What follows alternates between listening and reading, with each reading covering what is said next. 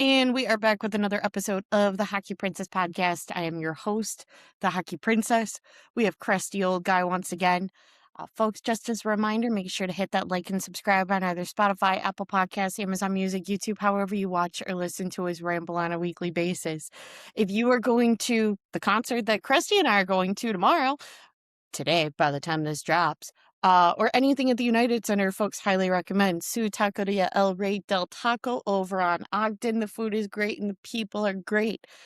And this will be coming out a little bit early. Normally we drop on Thursdays, but because we've got so many teams that could get knocked out, a lot of things could be happening, this is going to drop on Wednesday. So yeah, Christy. Whoa, that just blew my mind. Well, I didn't feel like we could have a show and then constantly be like, there are like 4 teams that could get eliminated from playoff contention between now and when this airs. So now it's only going to be 2 because we are recording this at the beginning of the Buffalo-Boston game, and then we still have the Anaheim-Edmonton game. Why don't we just record every day? Because we don't have that time. We don't have that much to talk about. And I do. All right. I've always got that much to talk about. I think we should just do an episode of Krusty rambling. I'll save that for the summertime so everybody can kind of check out. Yeah, they can put that on their definitely want to miss pile. But before we get into the NHL, I want to jump to the PW really quick, just because there's stuff that I really want to get covered. So we've got the beginning of the playoffs for the PWHL starting this upcoming Thursday, the 30th. The final matchups are going to be Montreal versus Minnesota and Boston versus Ottawa. The very interesting thing is, so as we talked about last week, Montreal, because they clinched number 1, had the opportunity to pick Ottawa or Minnesota. Minnesota was the higher seed for the regular season, and Ottawa is logistically a lot closer to Montreal than the Twin Cities. However, Montreal decided to choose the higher seeded team to play against in the semifinals, which piqued a lot of people's interests. And then you've got Boston versus Ottawa. If you're like Hockey Princess, Krusty, I want to support PW, but I don't know who is who or what team. So we've got a couple of players. Yeah, Krusty. For jumping back to February, for folks that watch the Olympics, the Montreal Victoire you've got Marie-Philippe Poulin, Laura Stacey, Abby Rock. Boston Fleet have Aaron Frankel, legend. I will be having a grilled chicken Caesar salad wrap from Parsons Chicken on Thursday in honor of Aaron Frankel, because for those who don't know, she does run a lovely social media blog dedicated to reviewing Caesar salads in her travels. So I will be having a grilled chicken Caesar salad wrap in honor of Aaron Frankel. You've also have Megan Keller and Zoe Boyd. Ottawa, you've got Gwen Phillips and Taylor House, who is a Chicagoland local from Joliet, Illinois. And Minnesota Frost, you've got Kelly Panic, and you've got one of my favorite hockey players, Kendall Coyne. We do love Kendall. We do love Kendall on this show. Peep the Frost jersey. It does not have Kendall on the back. I was too poor to get her number on the back of this jersey, but it's for Kendall. But she must not be doing a lot of development for the Blackhawks if she's playing hockey. That's fine. I don't need her to. I don't need her to. I just want to watch her play. They need a lot of developing. Yeah, I'm pretty sure there's a couple of other guys on development who aren't active professional hockey league You can just leave it who aren't active and we'll all be fine. Who aren't active that can, be doing that as well. It's not all following on Kendall. So the semifinals is going to be a best of 5 for this matchup. Should be very, very fun. With the regular season ending for the PW means that we have got the top 4 picks for the gold plan for the draft. Krusty, we did talk about the gold plan. The last place team has a better, in theory, has a better chance. You get knocked out first. You're able to score more points to get that number 1 pick. that was not the case for this gold plan because the Seattle Torrent was last in the standings, but it is the Vancouver Golden Eyes that are picking number 1. Seattle is picking number 2, then you have the New York Sirens at number 3, and then Toronto at number 4. Guys, it is going to pain me as a Chicago girl that I potentially have to watch 2 of my other favorite hockey players, that is Sarah Nurse and Caroline Harvey, in Vancouver. It's gonna hurt. It's gonna hurt. But anyway, so we've got Vancouver, we've got Seattle, we've got New York Sirens, and we've got Toronto. The draft has not been announced in terms of what day it is. I figure we also are going to get expansion news prior to when they announce when the draft is, so that will also throw a giant curveball. But, this wouldn't be the Hockey Princess podcast without talking about draft stuff. So we're going to talk about PW Draft really quick, just because this is a very, very deep draft class for the PW as compared to the past couple of years, because you've got a lot of girls coming out of college and that were significantly highlighted with their performances this past February with the Olympics. So you've got Caroline Harvey, who I love to talk about because Caroline Harvey's great. You have Abby Murphy, you have Layla Edwards. And the even bigger question is what position will Layla Edwards play in the PWHL? She's played forward, she's played defenseman. She's done both at University of Wisconsin. What does she play in the PW? Does it kind of depend on the team that she gets drafted to? Vancouver could have her at forward. Seattle could have her at defenseman. We don't know. You also have Kirsten Sims, who's a forward. You have Tessa Janicki. And another favorite thing of mine, there are a lot of Finns in this PW draft, which is great because my love for Finnish hockey players is not just exclusive to the men, but to all Finnish hockey players. So it should be very, very fun. Like I said, we haven't gotten the date for when the draft is. I imagine once playoffs end and we get a new Walter Cup champion, then we will get expansion news, and then we will get draft news.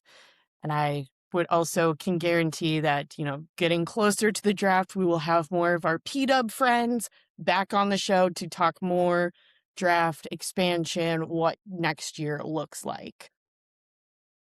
Yes, because Krusty is lacking in the PW knowledge, so Yes. he's To got be a fair, little bit, I'm only a I'm little not bit. all that knowledgeable either. There are a lot of people who, this is all that they focus on, and we want to hear from them. We sure do. Exactly. So that is my kind of PW breakdown going into the postseason. Flipping back to the NHL, we have NHL playoffs. 2 teams at the time of recording have been knocked out. Like I said, could be 2 more teams by tomorrow. We don't know.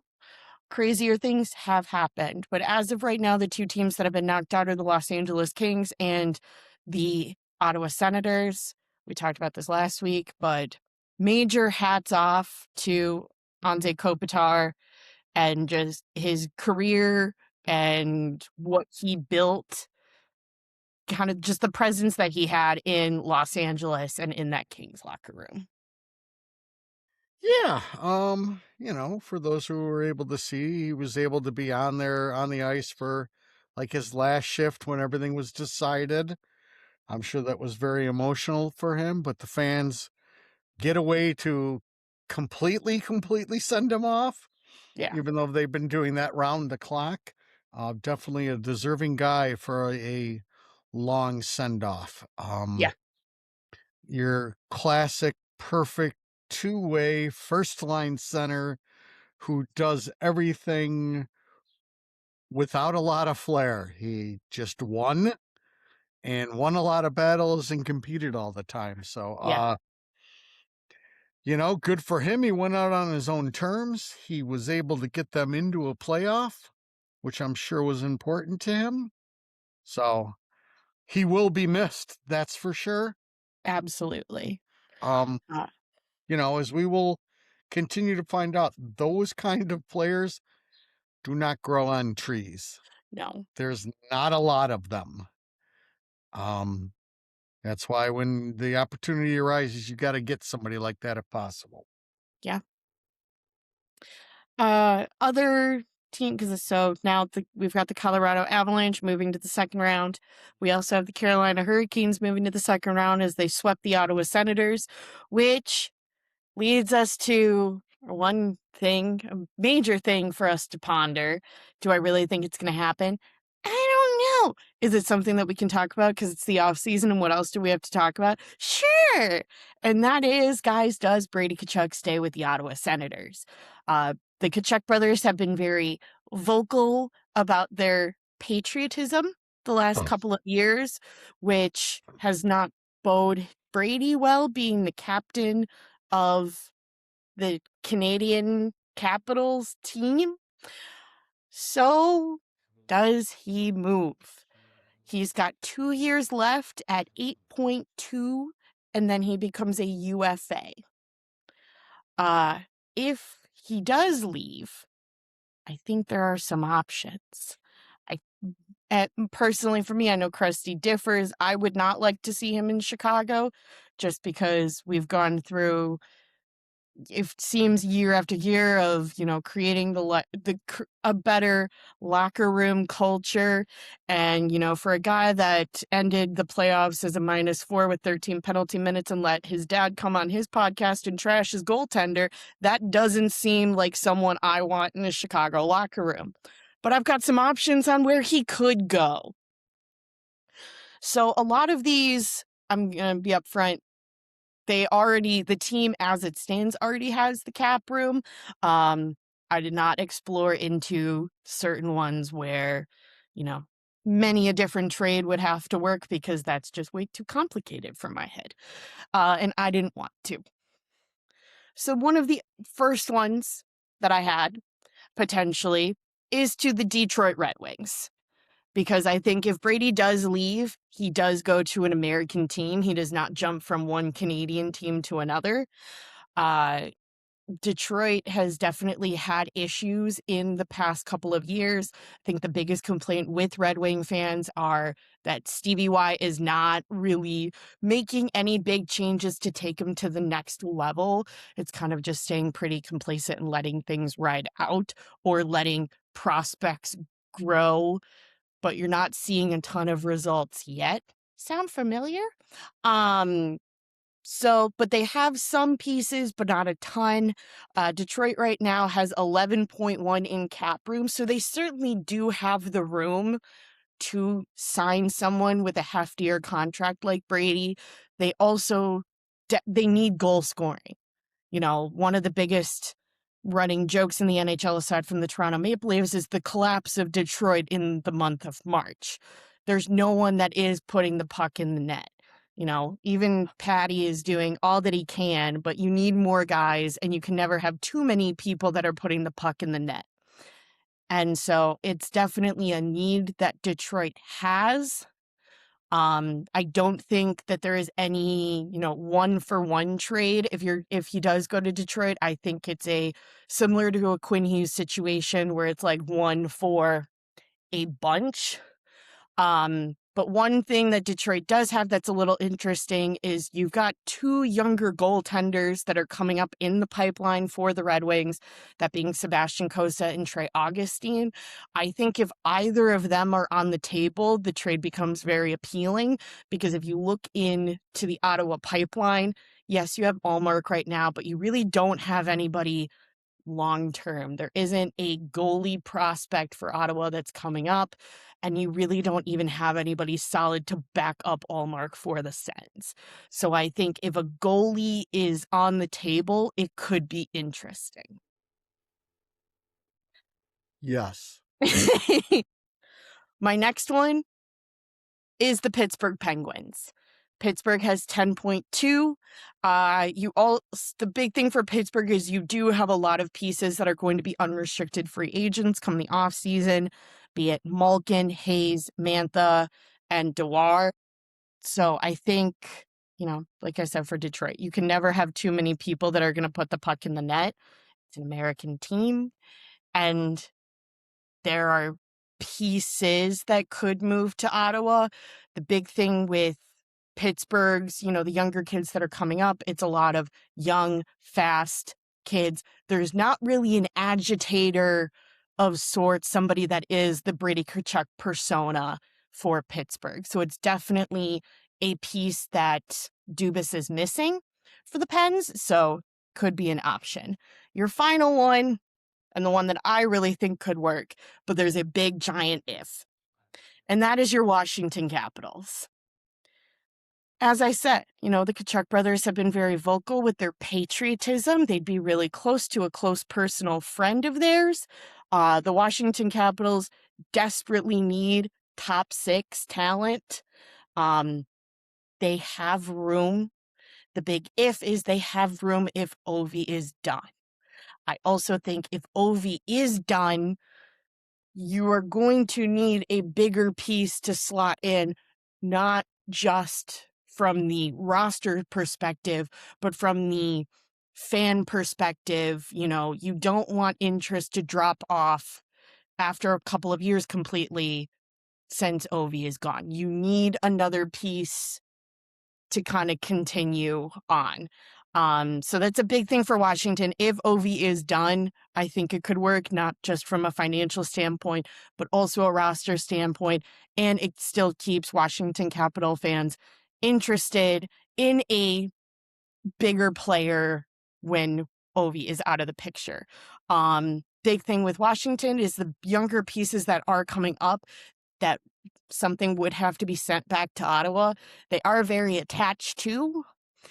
I was speculating on this with our Washington Capitals insider, and she was like, but there's no way that you keep Brady, Tom Wilson, and Ryan Leonard. You figure one of those two is going to be in a package to send back to Ottawa to acquire Brady Tkachuk, and I'm unsure that the Washington Capitals are going to be okay with it. Okay. Yeah, I don't. If you ask me if he's going someplace, I think number one on the list is St. Louis. It's where Dad played. They have plenty of pieces that they're unhappy with that Ottawa would not mind having. So that would be my top slot. You are right on in your thinking of, this is a core piece. Somebody that's going to take a lot to get, and you've just watched him wilt away in the playoffs. Granted, that's a very good Carolina team, but you need a little bit more from your top guy. But if I was a betting man, I would say St. Louis. This is all as difficult as the Quinn Hughes thing because of the number one thing is you can't guarantee that he's going to stay there. it. So that lowers your value in as far as the trade market. Does he want to be there? I'm sure he's saying the right things, and I'm sure at times he'll say the wrong things, and whatever. It's not going to be as seamless as it was for his brother. He is in no way going to be able to go play with the Barkov. Exactly. Funny you should say about the St. Louis Blues, because I also looked into this as well. The St. Louis Blues have 1.8 million in cap room, which obviously isn't going to work. And you said that there are pieces that they are unhappy with. Yes. From a forward aspect, you're looking to at least get Thomas or Kyrou back in a trade to get Brady, I would assume. Unfortunately, Ottawa cannot handle either of their contracts. See, both of them are locked up at 8.1 until 2031. The Sens can't make that work. So St. Louis would have to retain. Yes. And you will get that. You're going to have to give up stuff, and also St. Louis would have to retain or possibly take back bad Ottawa contracts. which Both Ottawa things has a are bunch in of them. play. I understand where the wiggle room isn't as much, but if you're able to move Parenko someplace else just for pieces, But do you really wanna move Parayko? Because you had the they whole they drama with Parayko come trade deadline, and it was he was about to be moved, but Parayko said no. correct. Yes, there's a lot of moving parts with St. Louis. As far as Washington, if you're Ottawa, yeah, there's plenty of pieces that you'd like to pick. You're definitely taking a Portis, which I don't think Washington is doing. Or yes, um, I'd almost take Ryan Leonard straight up for a Brady Tkachuk. Mhm. But now, if I can get a Ryan Leonard and a couple number ones, yes, I will do that deal yesterday. Yeah. Um, I don't see how that works for Washington. Right, A that's the thing, player is, like like, Ryan that was Leonard, really appealing to Ottawa to trade with Washington, but I don't right, think it's a if you're especially for Washington, what you're not Brady giving up Ryan. Tkachuk brings to the table, you have in Washington. And you have that in younger models also. Yeah. That McCam, whatever, he's a rough and tumble center. You've got the Portises. I just don't see that working. Yes, Hockey Princess. Protus. Okay, Protus. Protus. Thanks for correcting me. Krusty loves to be Well, we're corrected. big fans. I'm a big fan of both of them. I know you are. And so that leaves, who was the other team? You You were, have Pittsburgh and you have Detroit. yeah, Pittsburgh. I just don't think has enough pieces to actually do it. Right. And Detroit has the pieces. I I don't For a thi player like this, you look, I guess the best way to describe it is Quinn Hughes. Yeah, Does this player get you over the hump? right. I, I don't think Brady Tkachuk is a player that gets you over the hump. Well, with your new format, see, I'm allowed to talk to you. Can you hear me? Yeah, And I can pull up the cap wages yeah, on my computer. yeah. So I can now see what Ottawa is at. And Ottawa's, you're again wondering how that team couldn't win a game. Yeah. Um, the Brady Tkachuk stuff will stay very heavy here. You will have most of Hawk Nation wanting him. And why do they want him? Who Because knows? we don't have anyone like him. We don't have That's anyone who's kept off the score sheet? correct.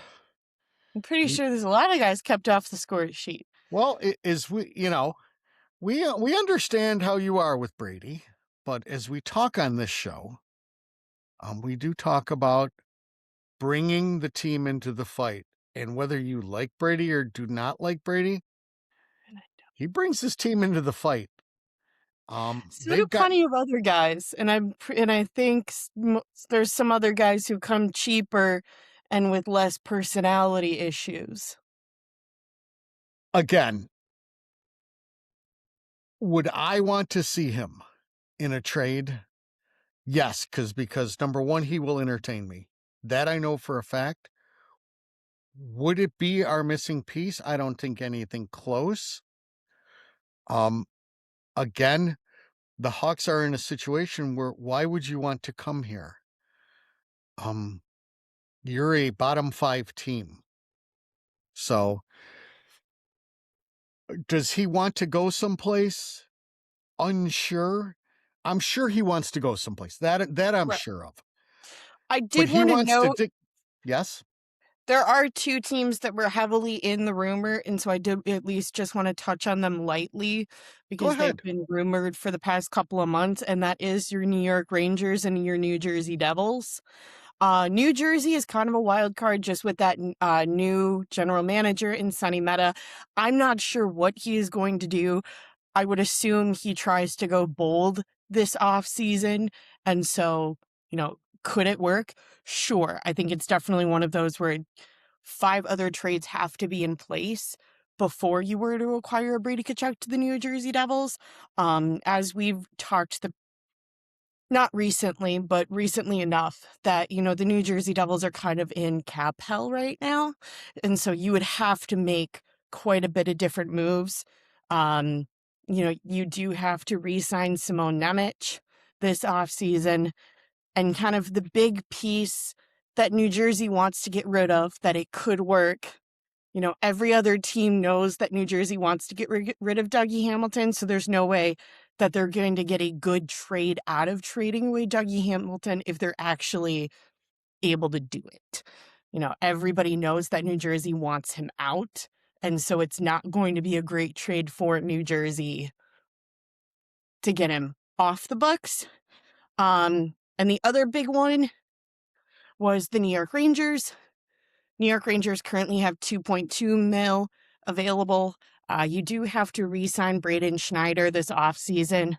You have also a lot of guys, not this offseason, but following next year. You have about 8 forwards that you have to re-sign, including Gabe Perreault. So I don't think this is the summer that, the New York Rangers start making noise. And as our friends on Double Defense told us at the end of the season, Chris Drury really doesn't have a plan in place for the New York Rangers, and acquiring Brady Tkachuk, whether you like it or not, or whether you like him or not, would require a plan. Correct. But that's an intriguing one. Would he want to go there? Everybody wants to play in the blue. That's a fact. Are they able to make it work? Again, I mean, I look at Trocheck right off the get-go and go, hey, now you're talking. That's a player I want. I look at the Ottawa Senators and say, that's what you're lacking. Yeah. A centerman that can play unbelievable defense. So I believe the Rangers would have pieces. That's for sure. Again, you have all these people with the no movement clauses that make things Weird. difficult. So that means basically everybody gets to dictate where they want to go. Uh-huh.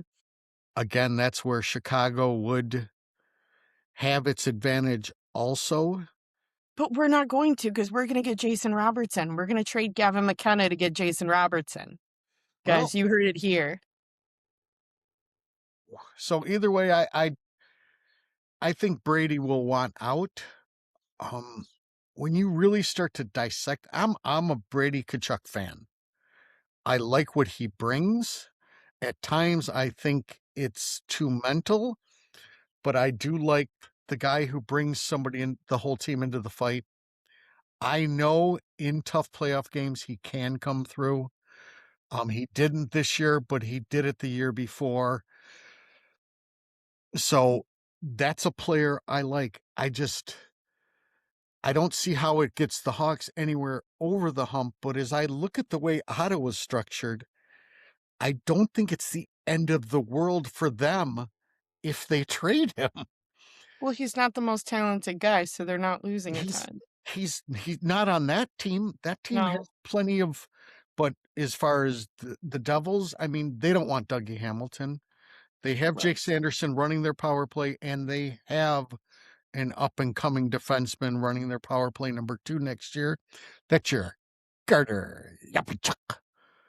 So I think they would want picks and young talent, like young first rounders that just came.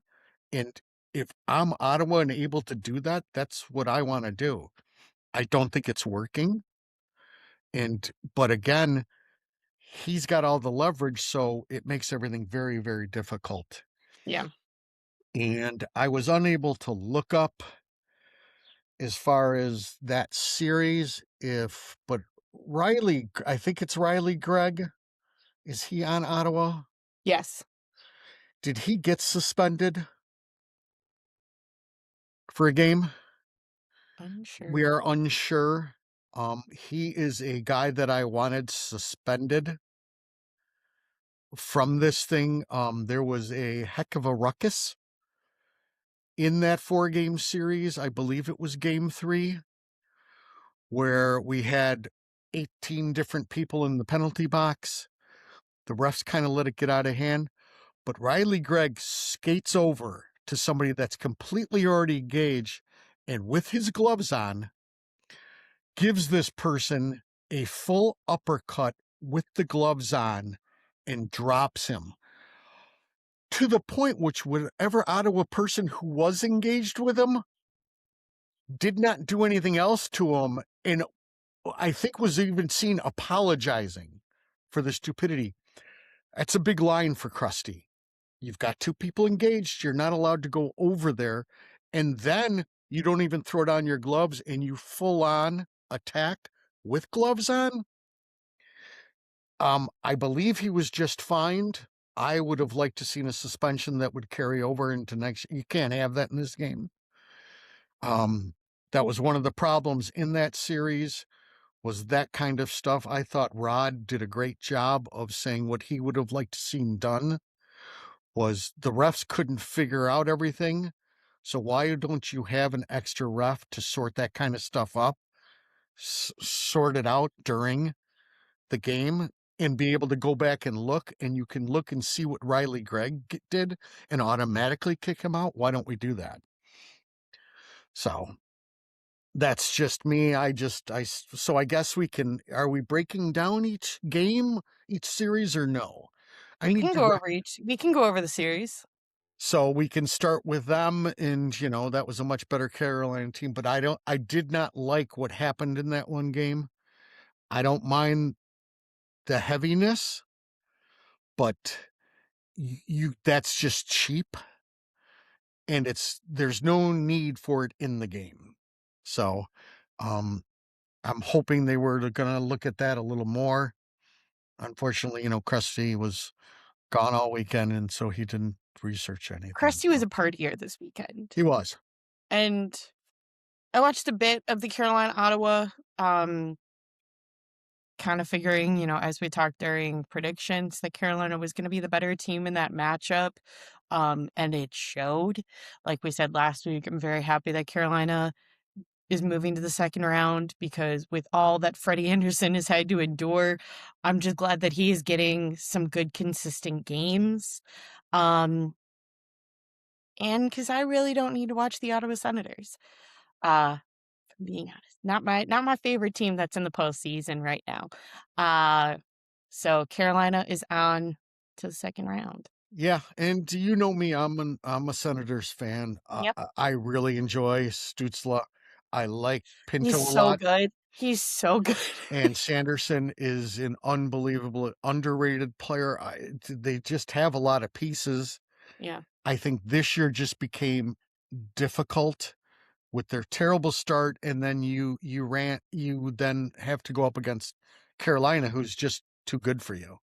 Right. And I do want to give full props and credits to Linus Allmark, because that was not a series of, oh, Allmark completely wet the bed. He did not. I thought Allmark played a good, series against Carolina. There's only so much that you can do. No matter what team that you're on, there's only so much you can do if the 5 in front of you kind of falter throughout the game. Doesn't matter if you're Chicago, or it doesn't matter if you're Colorado. Like, that's just going to happen. And so I think it's unfortunate that Ulmer got knocked out just with the year that he has had. But I think he did pretty well in the matchup. Yeah, I don't think he was the problem. No, Again, it was just a team that was a lot better, but I'm not going to get off the Ottawa train. no. There's just too much. They've still got more talent coming up. So Uh, and with the news of Ottawa being knocked out, The Ottawa Charge, your P-Dub team, will be playing at the Canadian Tire Center for the PWHL playoffs, which has me segue to, if the Boston Bruins are eliminated tonight, do we get the Boston Fleet at the TD Garden for postseason? Gosh, I hope so. Maybe this is just, Jeremy Swayman just really wants to watch Megan Keller play at the TD Garden, and I can't blame him. What a series this Buffalo-Boston has been. Yeah, I definitely felt bad for Swayman after the game on Sunday. 4 goals in 10 minutes is a lot. Yes, but it was also, like I said with Ullmark, like there's only so much that you can do when the 5 in front of you falter. And when you get to a point where you're down by 3, you're down by 4, there's not there's not a ton that you can do to kind of claw out of that hole. That is a giant hole to claw out of. But also love this Buffalo wagon. So really hoping that the Sabres can get it done tonight. It's been really, really fun. I'm hoping for Sabres fans that they're able to go to round 2. And especially because, we'll talk about Montreal and Tampa next. But if we could get Buffalo versus Montreal in the next round, because there's been a lot of videos of one, that would just be an exciting matchup, and 2, there's been a lot of media personalities interviewing Maple Leaf fans of who are you rooting for? And you would think with the Toronto Buffalo, how close they are, that they wouldn't be rooting for Buffalo, but it seems like there's a decent amount of Maple Leaf fans that are hopping on the Buffalo wagon, and I think there would be even more hopping on the Buffalo wagon if Buffalo were to face off against the Canadiens. Yeah, well, I don't see how they don't. They're up 3-1. At the end of the day, you had a unbelievably embarrassing loss on your home ice in a game where you just kind of game up and went goon and easy route out. And for the most part, this should be a warning to the rest of the league and for teams that are heavy, that just think we're more physical, we're We're the bigger, tougher. better team. It doesn't, once you get to the playoffs, maybe there's one team out of the 16 that you might be able to intimidate, but these guys don't get intimidated. Yeah. They've all been playing this game a long, long time, most of them on pretty big stages since the age they were 15. Yeah.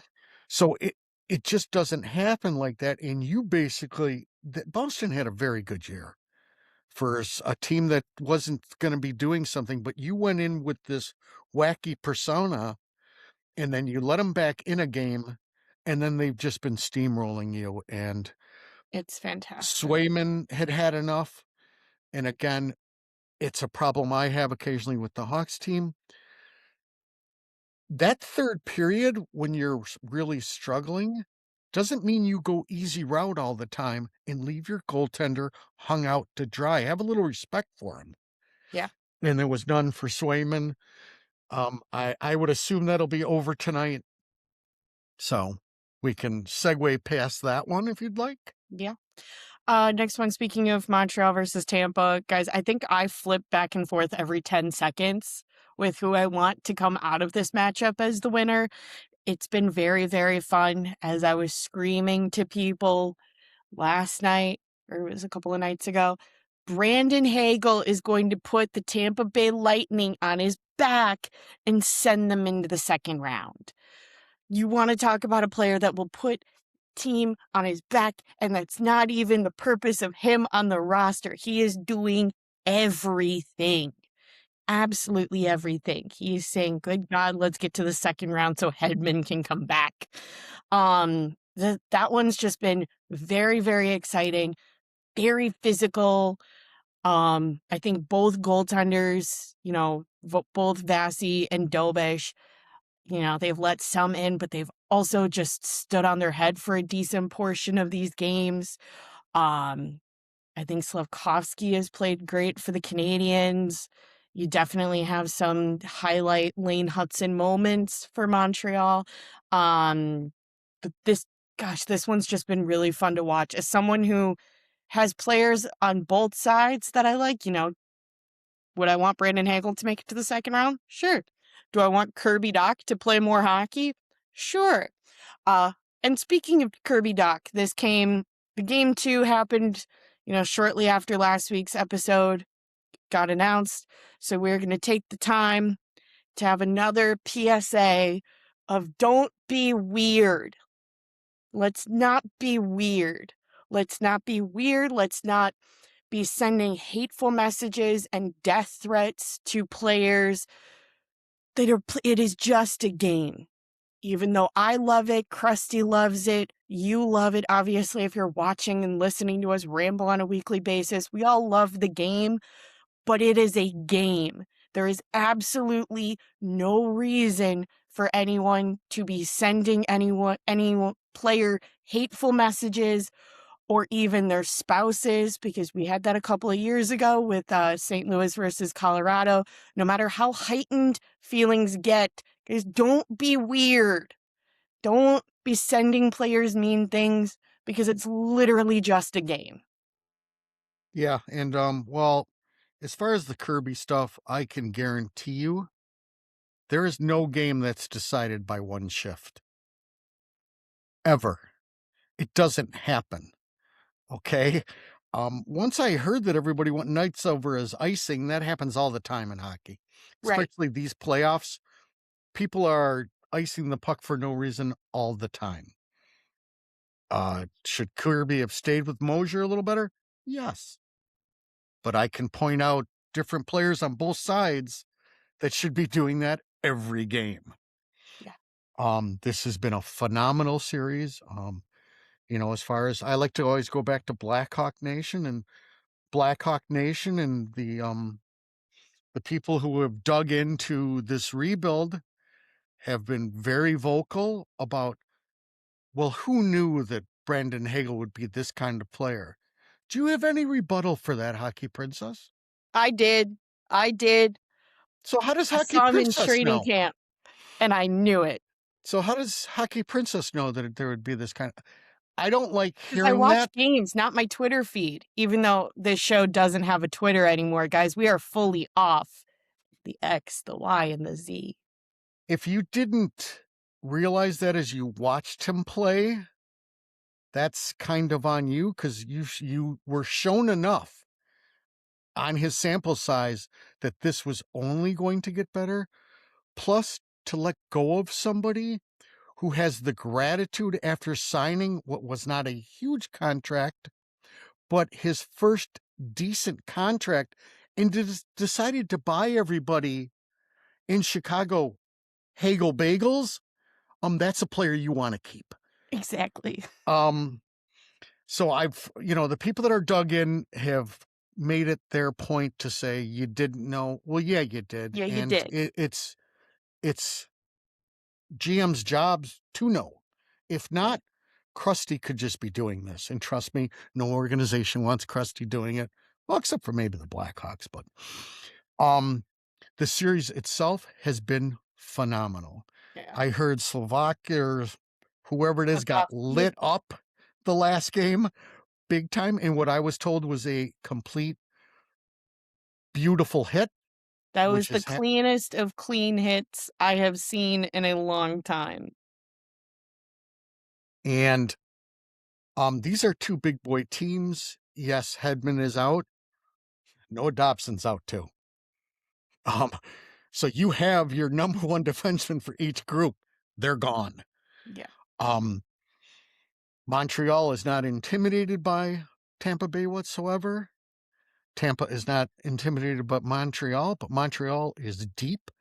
They're fast. They're physical. What a series. Just, it's perfect hockey. So, It's perfect I hockey for don't know Brady. exactly where that one goes. We've got one more in the East. one that I kind of got a weird feeling about, Krusty. I don't know about you. Because the Pittsburgh Penguins are clawing back, or at least trying to claw back, in a very interesting series of the Battle of Pennsylvania. Um, you know, last week we kind of thought that this was going to be Philly's series, and where was Sid? Where was Letang? Where are the guys from, you know, the past for the Pens? Um, I think Artie has looked absolutely great, and that's not just because I'm biased and I like hockey players named Artie. I think Artie's looked fantastic in net. I think he is a very different hockey player. You know, you saw it in Vancouver with the one, fluke year where Vancouver made it into the postseason, but Artie has the ability to just turn it on come playoffs, and it seems to be working for the Pens. So, who takes this? I don't know.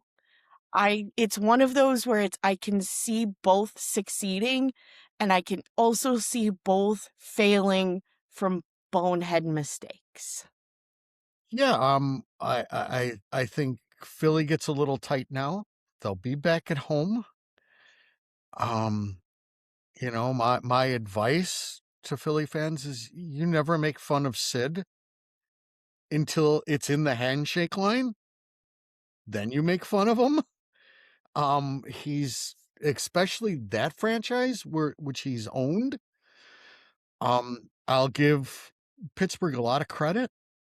Um, I am not the biggest fan of in between periods and the craziness that is ESPN and TNT, but I would like to give Biz his props. I thought he was right on about this after 2 games, What where is happening? he basically stated Pittsburgh kept on going for Philly's goonish behavior and engaging instead of just playing hockey. And towards the midway through game 3, they just played hockey. And I thought Biz was right on it. Hey, I give credit wherever it's due. And I thought he was spot on with that. And that's what Pittsburgh has all of a sudden done. They know they're a counterpunching team. They just do Mhm. everything the right way and wait. Um, Philly wants to engage. They want to rile you up and everything. They want to be Philly. Exactly. And again, we love Porter Martone. I love Konecki. There's a lot of talent there, but now things get a little janky because Yeah. it's as we've seen even in Buffalo with any home fan base, things don't It's start out now, real well. ooh, the awe of the younger players is starting to not completely wear off, but it's getting heavier now. Yeah, and my only other question, I did not watch game 4, and I don't think I watched a little bit of game 5. I don't know if Vader is completely I don't know. um but I will say, I don't know if I mentioned this on last show, my calling him Vader is completely right on, because even in Philly, after a couple big saves and they do the dun dun dun dun dun. So they have a Vader thing going on. So I was right with it, or maybe they just Sure. got it from me. There Um, you go. Again, as we've said on this show before, you don't count sit out until it's in the handshake line. That is Whether true. you like him, hate him, the guy has ways. I mean, Yeah. from what I heard, he didn't look unbelievable in game 5. It was other people, and She Loves has looked really good. So Already.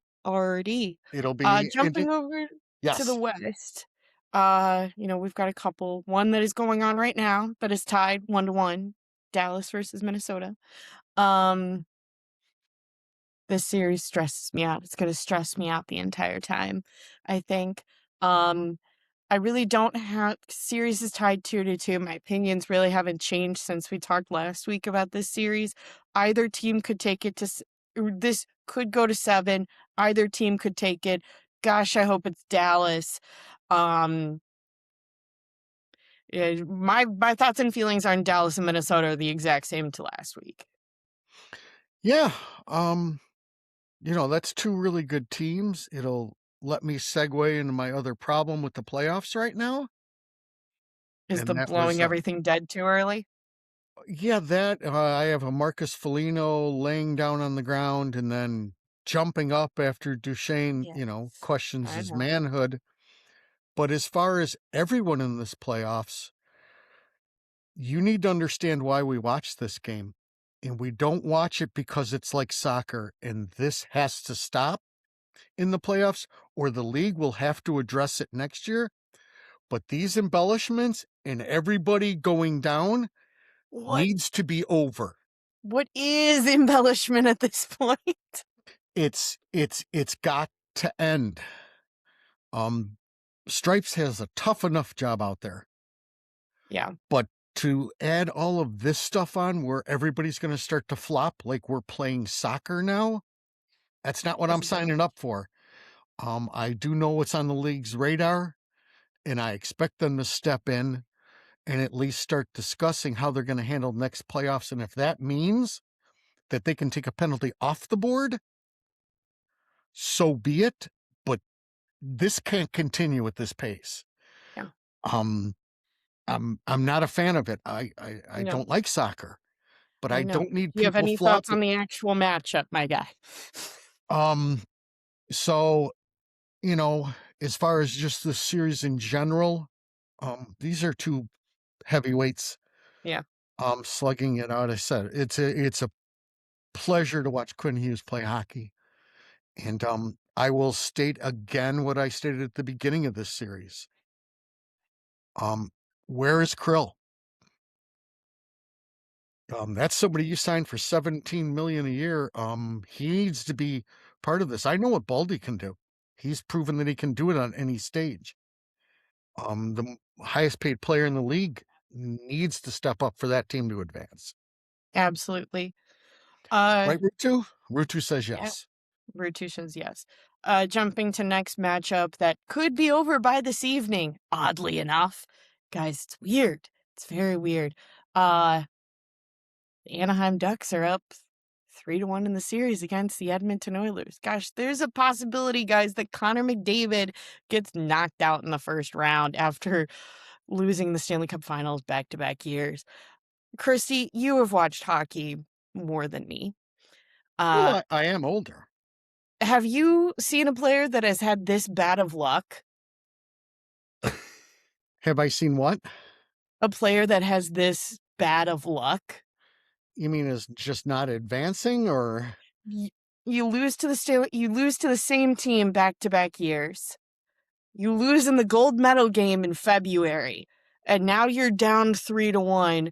And there were rumors all day today that he was a game time decision, which I'm assuming that Connor McDavid is going to play tonight because I'm pretty sure his leg would have to be like falling off of him for him not to play. But he Yes. seems like bad luck just follows him. I don't know about that. I've got different. I mean, I don't believe in luck. I believe in you make your own luck at all times. I've been vocal about Connor early on in his career for the fact that he didn't understand that being the fastest and the best player in the league means you should be playing defense. But he's done that the last 3 or 4 years. Right. Um, you worry about what he has around him. Let's face the facts. Number one of this thing is, I did listen to the game on the way back from Indianapolis after seeing they might be Giants 3 nights in a row. Um, but missing Henrique, who went out in game one, who was a big part of their penalty kill. Anaheim has been lights out in the power play, and Edmonton has struggled in the power play, and that's been part of it. Yeah.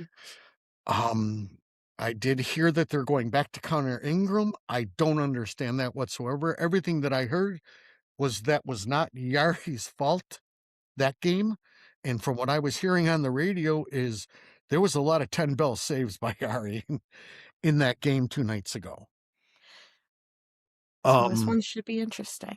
it should be interesting. Brings me to, I know you want to wrap this up, but see, I've No, got, you're fine. Keep going. there's another hot button for the hockey princess as far as her hot button issues, and it was brought up, you know, as far as the goal that was a goal, wasn't a goal.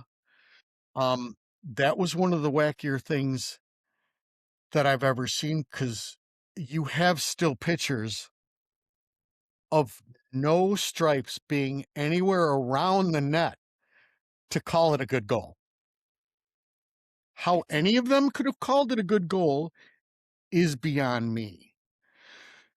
So it brought up a little bit of one Are of we gonna hockey. go tin hat or tinfoil hat? Well, not tinfoil hat, but Hockey Princess has been a big proponent, and this has gathered a smidgen of steam. Trust me, it'll never happen. But we would like an explanation from Stripes of exactly what happened. And after hearing some of this, I immediately thought of you, Hockey Princess, who wants the refs to speak after every game, which Krusty is completely against. They don't need to be part of this game. They just need to officiate it. They don't need to be brought into it. But that had gathered a little bit of steam of exactly what happened. For people who don't understand it, there's the goal in overtime. There is no conclusive look that states it crossed the line. None. It But was it called a did. good goal on the ice with the closest official at least 20 feet away. So there's just a lot of weird things. I personally believe if it was called no goal, it would have stood also. Again, from everything that I heard on the way, Edmonton didn't deserve to win anyways. I do question the fact that you decided to go with Yari. He didn't play bad whatsoever, and now you're going to flop back again. I don't agree with that. I do believe Knobloch is gone if they don't get out of the first round. That I'm positive of. Yeah, it's Cassidy's team. Probably. I don't know what you do, but their penalty kill has killed them. This is a lot of almost not near as good as the 2010 team, but these are a bunch of kids who just now are not scared of anyone, and they're definitely not scared of Edmonton. So I did want to throw out the whole thing of refs being a little bit more accountable to you. I figured I you would love enjoy that. that. I do love that. I will agree with Krusty that it is a very fast game, and 90% of the time, there's only so much that you can catch exactly in the moment. I understand that. But, I do think one these times being this goal that was not a goal, that was totally a goal, um, I, it gets murky and you start questioning things. it And gets I think murky. Even when I see it, it looks like it's under his skate and going to be a goal. But I am still not positive if that were to if it completely crosses the line. it completely Even by crosses the the line. the showing, right? You think it does. Again, it's just a weird semantic of it. They have to make a call. They made a call, Yes. and they need to move on. Go on, Hockey But Princess. getting, 90% of the time, I will agree with Krusty that it is a very fast game. There's only so much that you can catch exactly in the moment. And, maybe having the refs be available for post-game media is a little too far-fetched, and I definitely stole that idea from Seth Jarvis. But I do think it would benefit the NHL, not just from the fan base, but also for growing the game, if there was just a bit more transparency. And it doesn't have to come specifically from, X ref, but maybe just the higher powers that be of the NHL, of being more transparent of the why. It doesn't need to come specifically from the ref. I thought this, but if if they were a bit more vocal with the transparency of why things were called certain ways, I think it would benefit people trying to get into the game that would gather a bit more understanding of how certain things were called. You know, the sad truth is everything's wildly inconsistent, but at least you have that bit of knowledge. That is one thing that I do wish that we had a bit more of, is just the why of things being more available to fans. Like I said, it doesn't have to come specifically from the ref.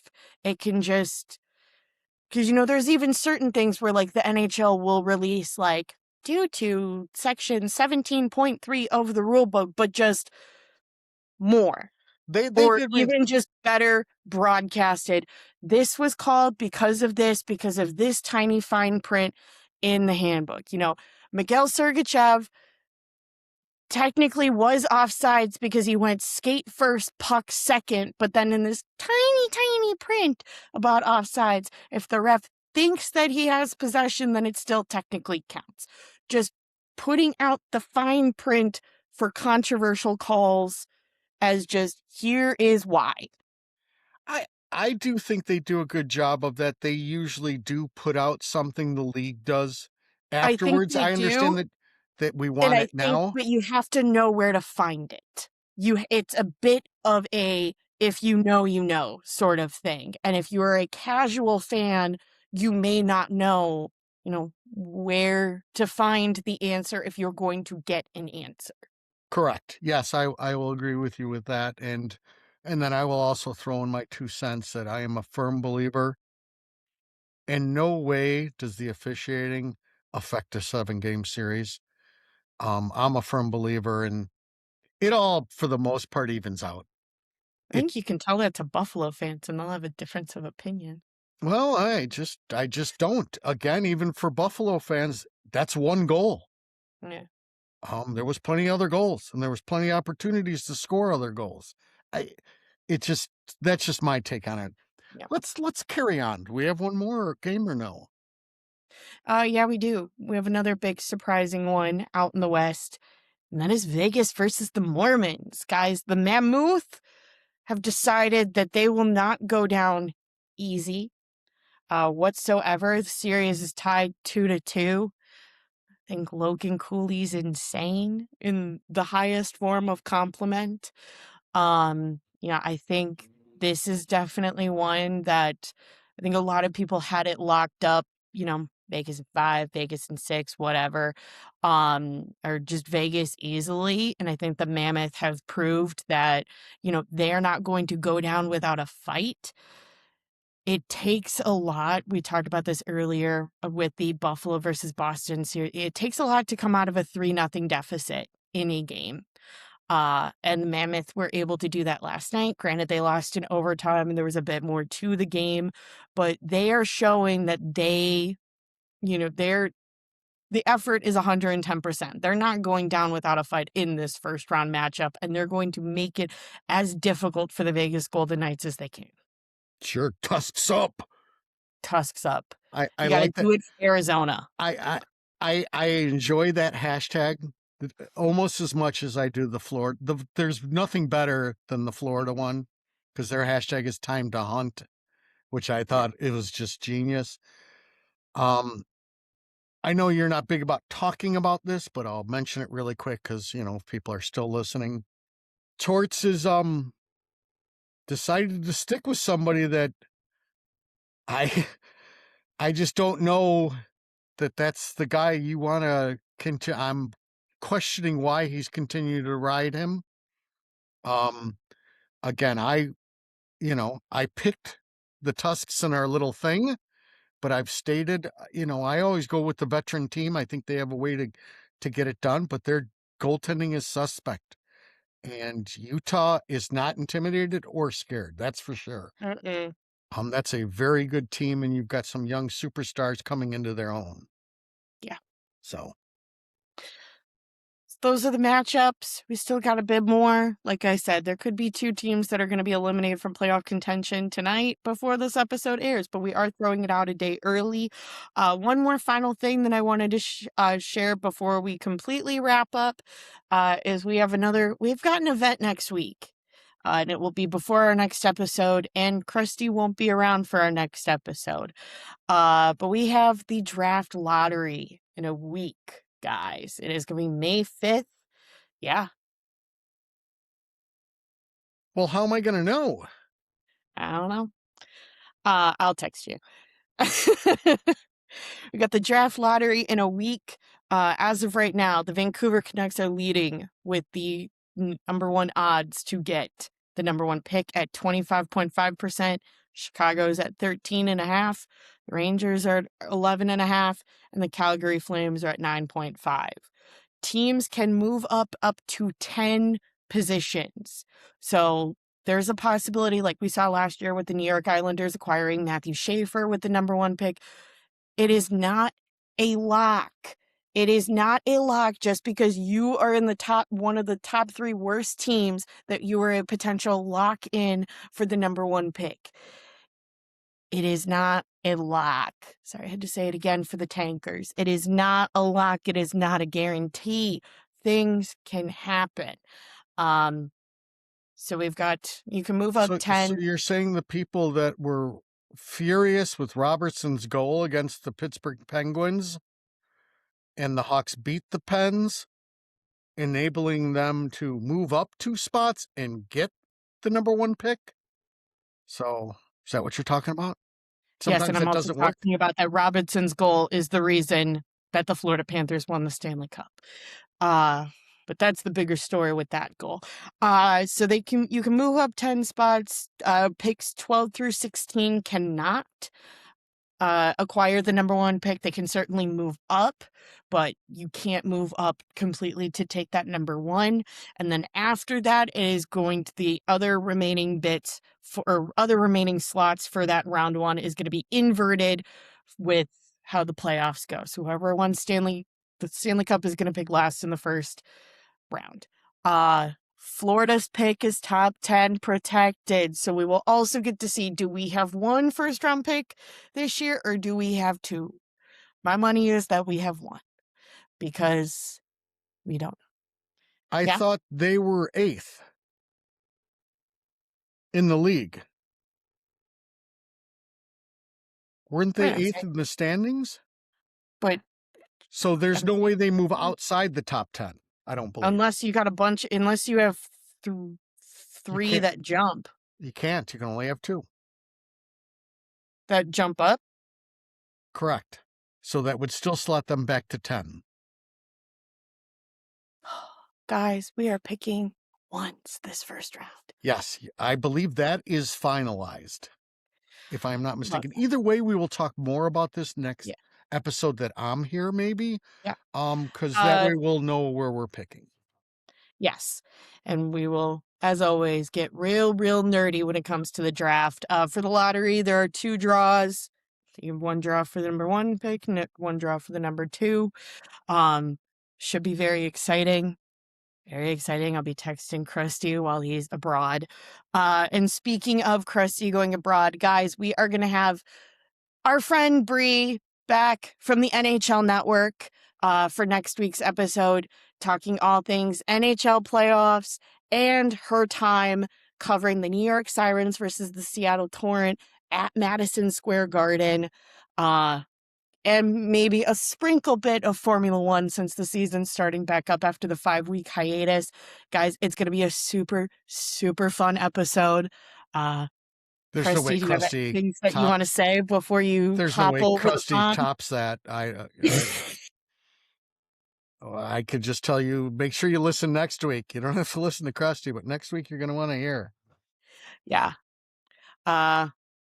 All right, folks, just as a reminder, make sure to hit that like and subscribe on either Spotify, Apple Podcasts, Amazon Music, YouTube, however you watch or listen to us ramble on a weekly basis. And make sure you tune into next week because we are getting into all things more NHL playoffs and PWHL.